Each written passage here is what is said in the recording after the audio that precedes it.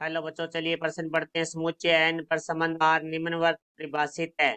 Are है वो हमारा संबंध A comma B belongs to N और ए बराबर बी की घात 2।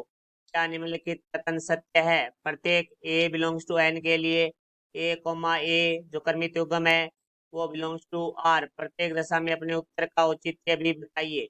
मुख्य अवधारणा, तो हमारा जो प्रश्न है वो संबंध से संबंधित है, तो जिसके अंदर हमें एन की बात की गई है। तो देखो भाई, हमारा जो एन है वो होता है हमारा प्राकृत संख्याओं का समुच्चय।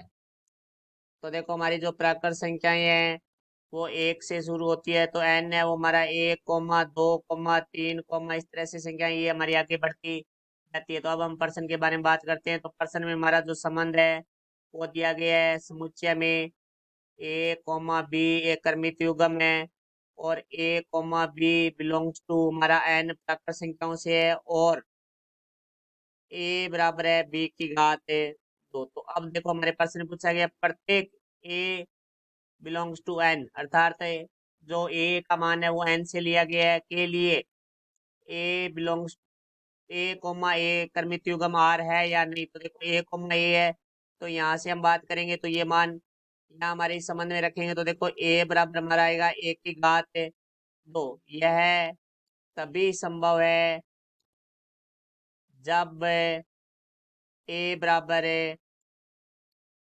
1 हो। तो देखो भाई, A बराबर 1 हो तो यहाँ से देखो भाई 1 की घात 2 है वो 1 हो जाएगा, तो A बराबर 1 की घात 2 हो जाएगा। परंतु इसके अलावा n के किसी मानों के लिए सत्य नहीं है। जैसे हमारे पास है A बराबर 2 है बिलोंग्स टू n, तो यहाँ से हम देखते हैं तो 1 की घात 2 बराबर हमारा आ जाएगा 2 की घात 2 बराबर 4।